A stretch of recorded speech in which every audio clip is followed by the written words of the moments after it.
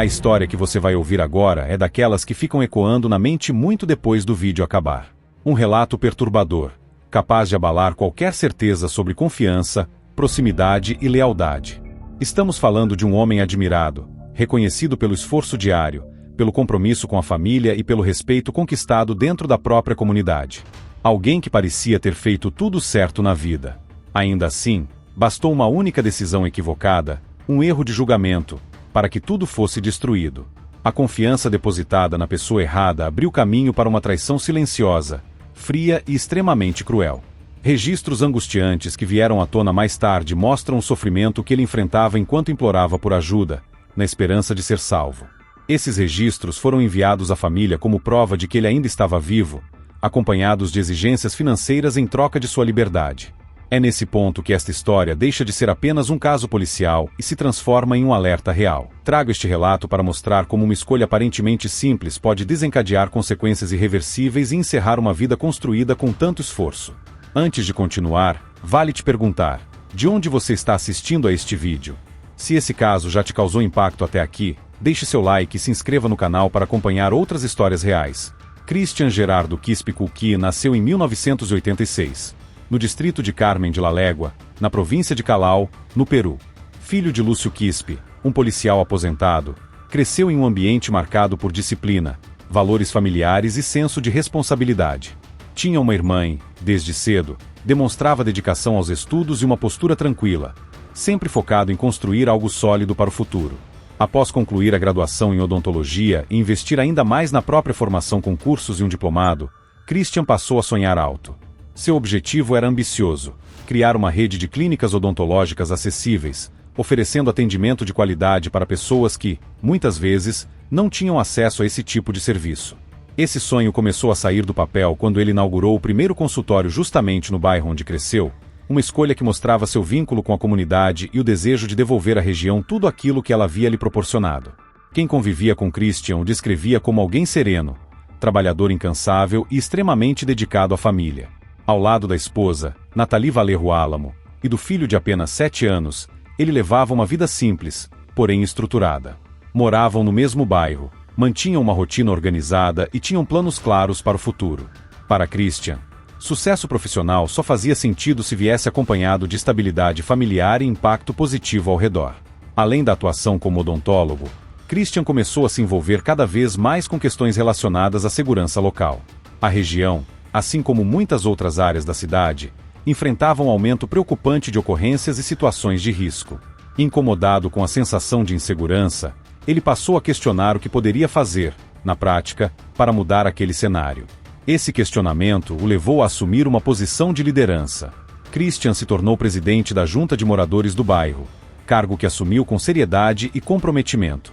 A partir daí, passou a articular ações concretas, promovendo reuniões, incentivando a colaboração entre vizinhos e buscando soluções tecnológicas para coibir situações suspeitas. Em parceria com outro morador, conseguiu implementar um moderno sistema de vigilância, com câmeras estrategicamente posicionadas, sirenes automáticas e alertas sonoros capazes de avisar toda a vizinhança diante de qualquer anormalidade. Essas iniciativas renderam a ele respeito e admiração. Muitos viam Christian não apenas como um profissional da saúde, mas como alguém que realmente se importava com o coletivo.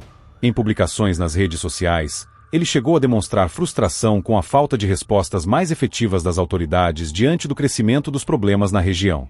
Sempre reforçava a importância de prevenção, organização comunitária e investimentos em segurança. No dia 18 de abril de 2023, Christian saiu de casa seguindo o que parecia ser apenas mais um compromisso rotineiro. Durante a tarde, avisou a esposa que iria ao centro de Lima para comprar materiais e equipamentos destinados à clínica odontológica. Disse que seria rápido, que logo estaria de volta. Nada naquele momento indicava que aquele seria o último contato tranquilo entre eles. Com o passar das horas, a ausência começou a gerar inquietação. Nathalie tentou manter a calma, imaginando atrasos comuns do trânsito ou algum contratempo de última hora. No entanto, as ligações não eram atendidas, as mensagens não tinham resposta, e a sensação de que algo estava errado começou a tomar conta. A preocupação se transformou em angústia quando os fornecedores confirmaram que Christian sequer havia aparecido no local combinado. Quando a noite chegou sem qualquer notícia, a situação deixou de ser apenas um atraso. Nathalie decidiu procurar a delegacia de San Juan de Lurigancho e registrar o desaparecimento.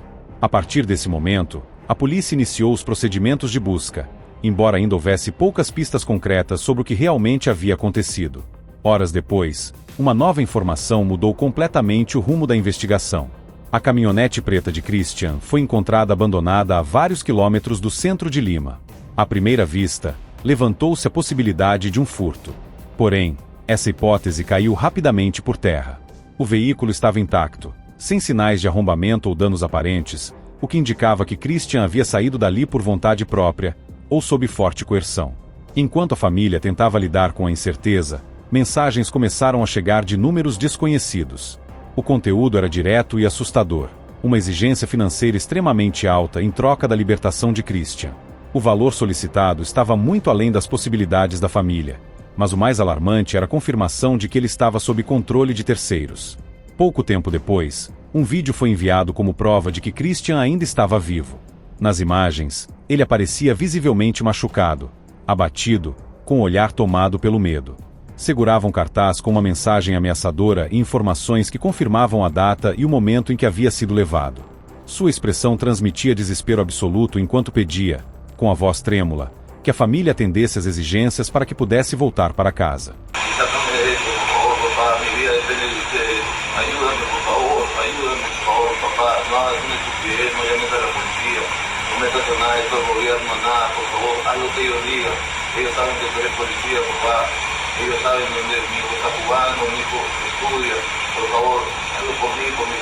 Em outro registro, a situação se mostrava ainda mais tensa. Christian era pressionado a fornecer informações financeiras, enquanto sofria intimidações constantes. Ficava claro que não se tratava apenas de dinheiro, mas de um controle total sobre cada aspecto da sua vida naquele momento. A família, desesperada, tentou reunir recursos enquanto as autoridades intensificavam as investigações. Os investigadores passaram a analisar minuciosamente as câmeras de segurança do trajeto percorrido por Christian naquele dia. As imagens revelaram algo chocante. Em determinado ponto, ele já não estava dirigindo o próprio veículo, mas sim no banco traseiro, impossibilitado de sair. Isso confirmou definitivamente que ele havia sido levado contra a própria vontade. Outros registros mostraram o momento em que a caminhonete ficou sem combustível. Aproveitando a situação, os responsáveis o transferiram para outro veículo, uma caminhonete branca, e seguiram rumo desconhecido, deixando o carro original para trás. Cada uma dessas imagens ajudou a polícia a reconstruir o percurso, embora o tempo jogasse contra qualquer chance de resgate. Dias depois, em 24 de abril de 2023, a notícia mais temida foi confirmada. O corpo de Christian foi encontrado em uma estrada na região de Lurim, ao sul de Lima. Ele vestia as mesmas roupas do dia em que saiu de casa, um detalhe que reforçou a brutalidade do desfecho. A descoberta causou comoção profunda não apenas na família, mas em toda a comunidade que o admirava. A perda de Christian deixou um vazio difícil de explicar. Um profissional dedicado, um pai presente, um marido amoroso e um líder comunitário comprometido teve sua história interrompida de forma trágica. Um caso que escancara como a confiança mal direcionada pode se transformar em um caminho sem volta, e como o perigo, muitas vezes, se aproxima de forma silenciosa, quando menos esperamos. O laudo pericial trouxe revelações profundamente perturbadoras. Os especialistas confirmaram que Christian perdeu a vida após ser atingido por 3 disparos, 2 na região do tronco e 1 na cabeça. Além disso, o corpo apresentava evidências claras de que ele havia sido submetido a extremo sofrimento antes de sua morte. Esses detalhes reforçaram a brutalidade do que aconteceu e causaram um impacto imediato na comunidade. Em San Juan de Lurigancho, onde Christian era conhecido como líder comunitário e defensor ativo da segurança local, a notícia provocou revolta, tristeza e um sentimento coletivo de injustiça. Para muitos moradores, era impossível aceitar que alguém tão dedicado ao bem comum tivesse um destino tão cruel. Com base nas informações reunidas, a investigação ganhou um novo ritmo. As autoridades passaram a cruzar imagens de câmeras de vigilância, registros de pedágios e depoimentos de pessoas que estiveram nas áreas por onde os veículos suspeitos circularam. Esse trabalho minucioso permitiu reconstruir parte do trajeto da caminhonete branca utilizada no sequestro, além de identificar movimentações financeiras feitas com os cartões bancários de Christian logo após seu desaparecimento. Cada detalhe ajudava a montar o quebra-cabeça e aproximava a polícia dos responsáveis. Esse rastreamento levou à prisão dos primeiros envolvidos diretamente no crime, Joel Eduardo Manrique Castilho e Samir Noureddin Molina. Ambos foram apontados como integrantes de um grupo criminoso de origem venezuelana conhecido como Los Malditos de Cauã, ligado a uma facção maior que atua em diversos países da América Latina e é conhecida pela violência e pela estrutura organizada. A ligação com esse grupo ajudou a explicar o grau de planejamento e frieza demonstrados durante toda a ação. Joel, com 29 anos na época, foi detido poucos dias após a localização do corpo de Christian. As investigações indicaram que ele era o responsável por conduzir a caminhonete branca utilizada no transporte da vítima. As câmeras de segurança o registraram em vários pontos estratégicos da cidade, inclusive em um pedágio próximo à região onde o corpo foi abandonado. Esses registros foram fundamentais para colocá-lo diretamente na cena dos acontecimentos. Durante a abordagem policial, o veículo em que Joel estava apresentou diversos elementos comprometedores. Os peritos encontraram vestígios que o conectavam ao sequestro, além de documentos pessoais, objetos suspeitos e itens que reforçavam sua participação direta. Tudo isso consolidou a acusação contra ele. Já Samir Molina foi identificado como o homem que realizou os saques bancários utilizando os cartões de Christian.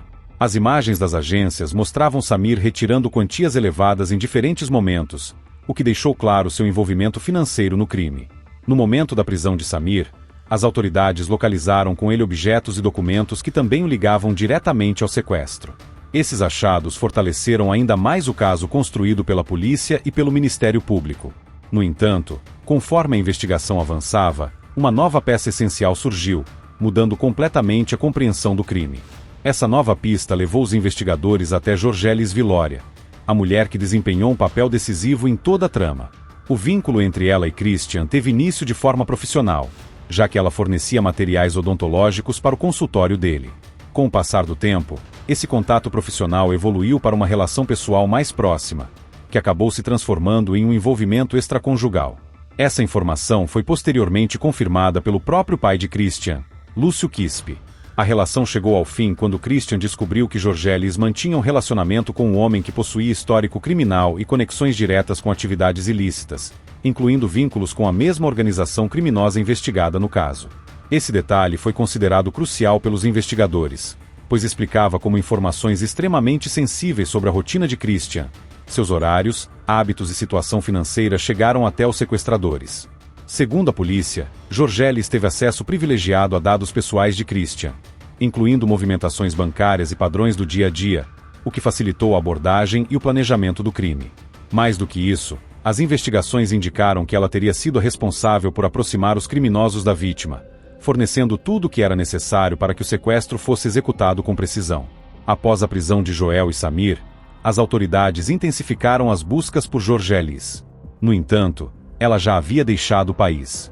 As investigações apontaram que ela conseguiu fugir para a Venezuela, o que levou a polícia peruana a emitir alertas internacionais para sua localização e captura.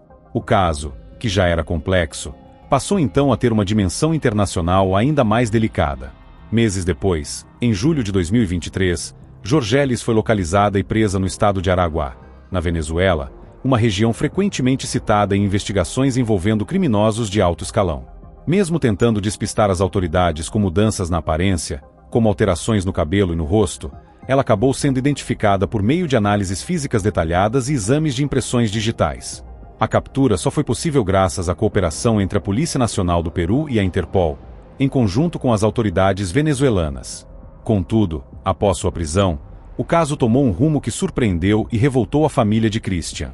O Tribunal Supremo de Justiça da Venezuela decidiu não autorizar sua extradição para o Peru, onde ela poderia responder por acusações mais graves relacionadas à morte de Christian.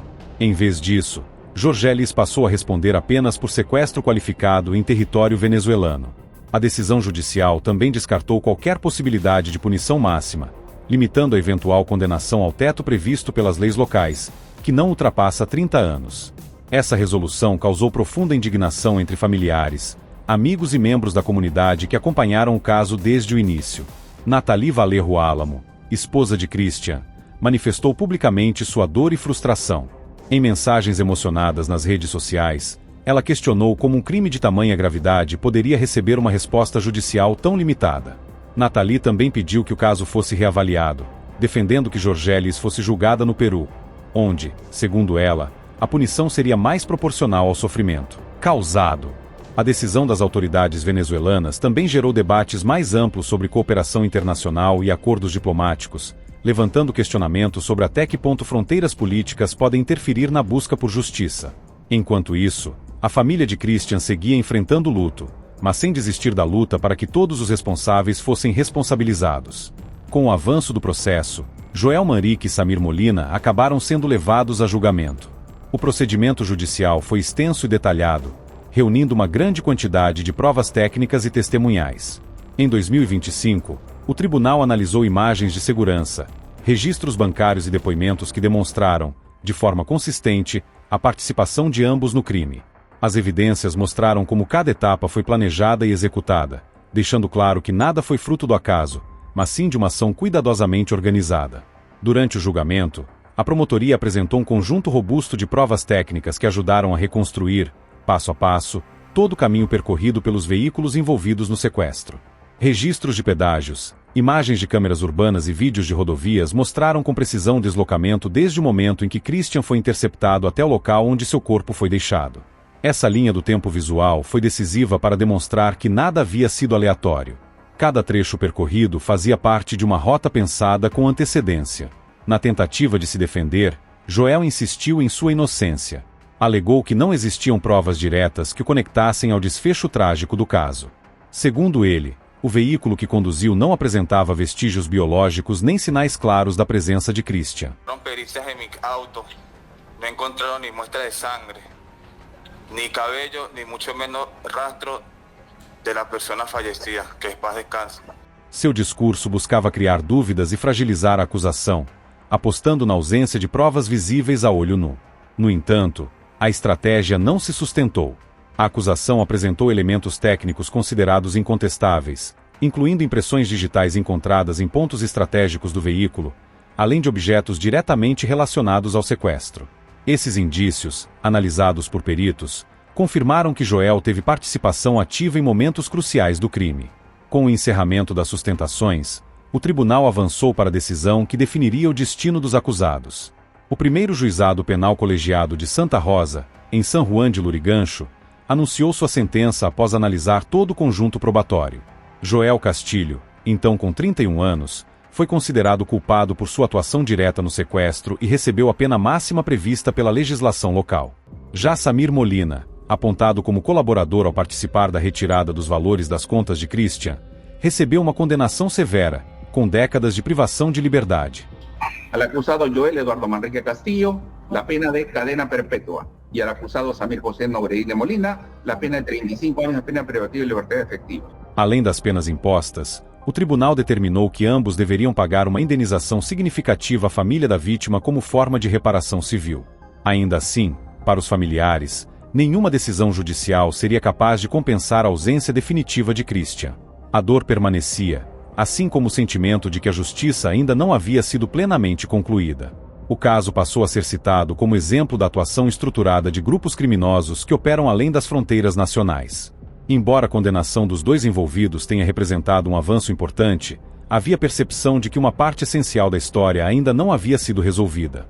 A responsabilização completa de todos os envolvidos continuava sendo uma luta em aberto.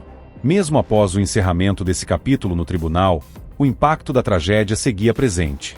Amigos, familiares e moradores da região continuavam tentando entender como alguém tão respeitado, dedicado e presente na vida comunitária pôde ter um destino tão cruel. Em San Juan de Lurigancho, onde Christian havia investido tempo, recursos e energia para tornar o bairro mais seguro, sua ausência era sentida diariamente. A imagem de Christian como líder comunitário e profissional comprometido permaneceu viva na memória coletiva. Ele não era lembrado apenas pelo consultório odontológico, mas pela disposição constante em ajudar, orientar e proteger quem vivia ao seu redor. Seu trabalho à frente da junta de moradores e sua insistência em melhorar a segurança local fizeram dele uma referência positiva, alguém que acreditava que a mudança começava dentro da própria comunidade. Dentro de casa, a dor assumia uma dimensão ainda maior. Nathalie e o filho pequeno enfrentavam um vazio impossível de preencher. Apesar do luto profundo, a família seguia firme na busca por justiça, com a esperança de que todos os responsáveis fossem julgados de forma proporcional à gravidade do que foi feito. A luta não havia terminado, especialmente no que dizia respeito ao papel de Jorgeles, cuja responsabilização ainda não refletia totalmente sua participação no crime. Mesmo diante da decisão das autoridades venezuelanas de não permitir sua transferência para o Peru, os órgãos peruanos deixaram claro que não desistiriam. A possibilidade de novos desdobramentos jurídicos continuava em pauta, tanto em instâncias nacionais quanto no cenário internacional. A batalha judicial seguia ativa, impulsionada pelo desejo de que o caso tivesse um desfecho mais completo. O legado de Christian permanece vivo, tanto na profissão que exerceu com dedicação quanto no impacto social que deixou.